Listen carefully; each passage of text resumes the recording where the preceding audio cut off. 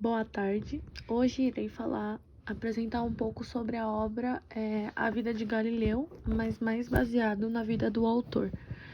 E aqui, né, ele começa falando assim, a obra fala assim, né, quem hoje em dia quiser combater a mentira e a ignorância, escrever a verdade tem de vencer pelo menos 5 obstáculos, né? O autor vai falar.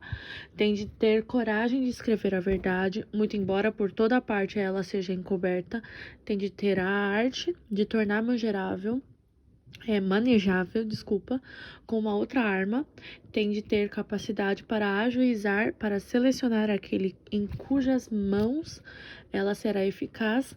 E por fim, tem de ter o engenho de a difundir entre estes. Então, é famoso, né, por suas concepções inovadoras do teatro. O autor Bertolt Brecht coloca nessas palavras as coordenadas que vai orientar todo o seu trabalho artístico. Então, para o autor, a poesia e o teatro ele não era simplesmente maneiras de expressar a sensibilidade específica de um indivíduo, mas era elementos ativos e dinâmicos dentro do processo social, então cuja função seria determinar a verdade de cada acontecimento. Mas assim, por outro lado, né, o autor ele não empregava o termo verdade como algo abstrato, então no qual deve crer em virtude da fé e sim como uma demonstração da maneira pelo qual os fatos ocorrem. Então, o teatro, né, seria um meio de levar as pessoas a as pessoas a raciocinar sobre o mundo que as cercam e de chegar às verdades sociais mais amplas. Então, o autor, né, o Bertolt Brecht, é poeta e teatrólogo. Ele nasceu em Augsburg, na Alemanha, dia 10 de fevereiro de 1898. Ele estudou a medicina, ciências naturais em Munique e em 1914 ele publicou seus primeiros poemas. E logo depois, em 1924, ele mudou para Berlim, onde ele engajou no Deutsches Theater, trabalhando com os diretores como Max Reinhardt e o Erwin Piscator. A sua formação artística foi bastante influenciada pelo movimento expressionista, né?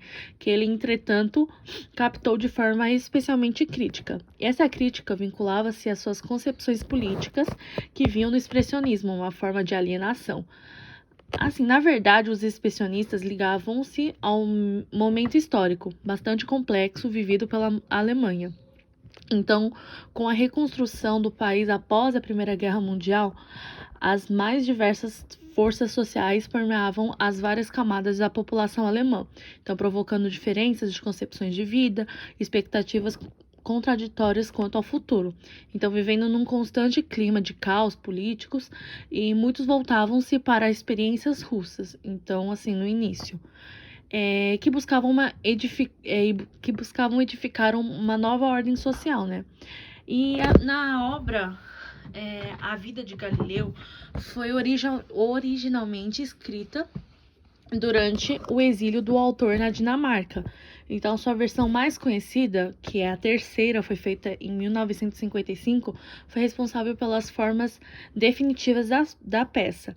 Então, em todas as 3 versões da peça, permanece o problema do intelecto em conflito com a sociedade em que vivia. Então, na versão definitiva, que foi terminada em 1955, a história começa com Galileu vivendo em Pádua. Então, onde lhe dava liberdade para as pesquisas, mas o salário era bem baixo. Então, para sobreviver, o Galileu era obrigado a dar aulas particulares, o que lhe tirava um tempo destinado à pesquisa. Apropriando-se de uma luneta, até então desconhecida na Itália, passa por seu inventor e é recebido com honras e em Florença, eu acho que é em Itália, onde passa a residir. Então, o interesse do Brecht por Galileu, ele datava de anos antes dessa da primeira versão, já que a problemática do intelecto frente à sociedade em que vive sempre interessou particularmente. Então, afirma o Bernard Dort a respeito desse primeiro texto. Então, Galileu foi escrita pelo menos originalmente para servir de exemplo e de conselho aos sábios alemães, então tentados a abdicar o seu saber nas mãos dos chefes nazistas. Então, agora falando um pouco sobre a crítica ao expressionismo na obra, né? Então, como a gente tinha falado, então assim, acreditando na salvação do homem por meio do desenvolvimento espiritual, os expressionistas afirmavam, de acordo com as palavras de um seus bastidões. Então, ele falava assim, a nossa época possui um grande desígnio, uma nova erupção da alma, então caracterizando dessa forma os anseios de alguns setores da sociedade alemã. Então, os expressionistas possuíam uma crença em comum, então era a fé no eu absoluto. De acordo com eles, as coisas nada significariam por si mesma. Então, e somente em função do que cada indivíduo acreditava que elas seriam, né? Que sejam.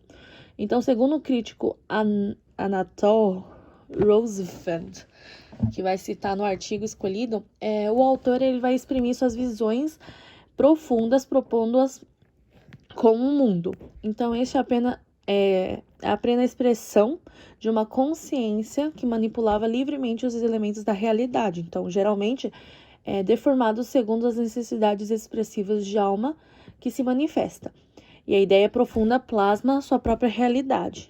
Então, os teatrólogos expressionistas, assim como o Bertolt Brecht também era, eles passam a dedicar a construção de heróis que simbolizam o homem como entidade abstrata.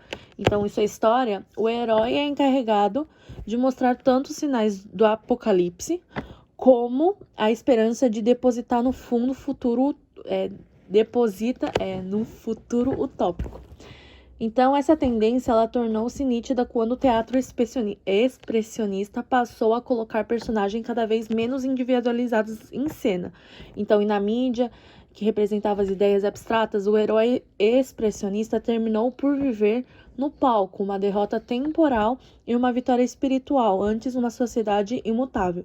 Então, formalmente, as peças passaram a se caracterizar por uma estrutura típica, o estacionendrama.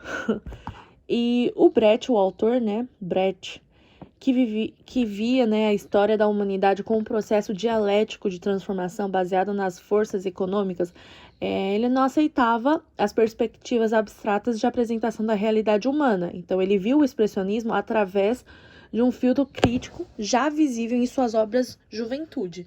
Então, a primeira delas, Ball, uma das obras do autor, em 1918, ele possuía a estrutura de um estacionendrama, mas a peça era mais uma paródia das obras expressionistas do que propriamente uma peça escrita nesse estilo.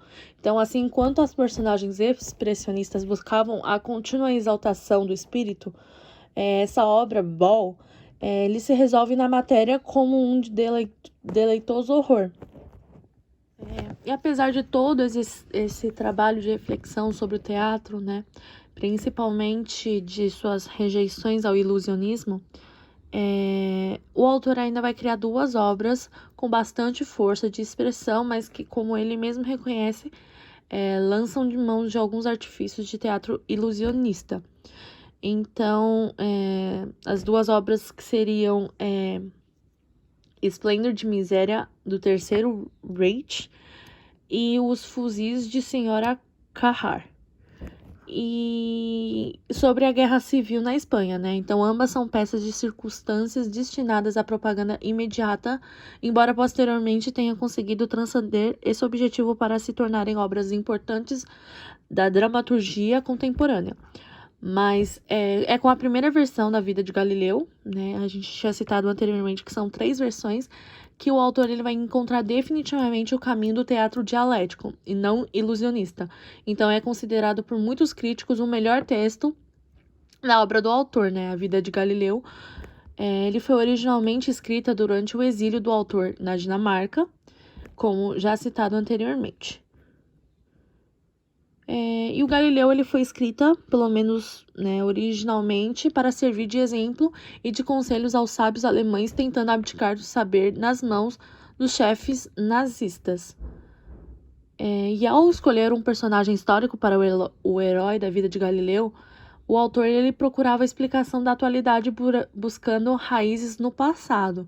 Então, em todas as 3 versões, como a gente tinha citado anteriormente, ele permanece o problema do intelecto em conflito com a sociedade em que vivia. Mas, assim, as observações de Galileu fazem com que ele volte a considerar como verdadeiro o sistema de Copérnico, segundo o qual a Terra e os astros giram em torno do Sol, que seria imóvel. Então, como essa teoria contradizia todo o sistema defendido pela Igreja Católica, que afirmava ser a Terra o centro do universo, em torno do qual tudo gira, o sistema Copérnico ele é colocado no índice da Inquisição. Então, Galileu é pressionado a deixar de crer nessa teoria e decidido, o Galileu ele vai afirmar. Então, quem não sabe a verdade é simplesmente um cretino, mas quem a sabe e diz que ela é mentira, esse então é o mesmo criminoso. Então, a história do processo de Galileu, ele revestia-se para o autor, né, de profundas implicações. Afinal, né, abjurar seus princípios ou colocar seus conhecimentos a serviço de uma causa que leve à guerra ou à destruição não são, né, opções do sábio moderno. Além de significação histórico de fato, ele não revestiria de uma capa extremamente atual. E é justo que um homem como Galileu, ele consciente da verdade, tenha que ser rachado, né? Mas o Galileu, do autor, possui características muito concretas, né?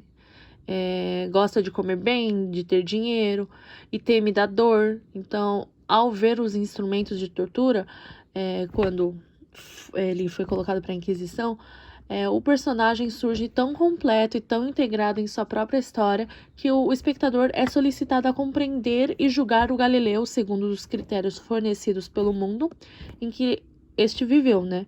E a sua debilidade torna-se inesperável de uma estrutura social, como afirma o crítico Maurice Renaud. A vida de Galileu é uma desmitificação moral. A falsa moral é, na verdade, um erro político. Então, isso é que o autor ele ensina, né? A estrutura social desse momento, o status filial da ciência, a debilidade do homem galileu tornavam-se possível esse erro.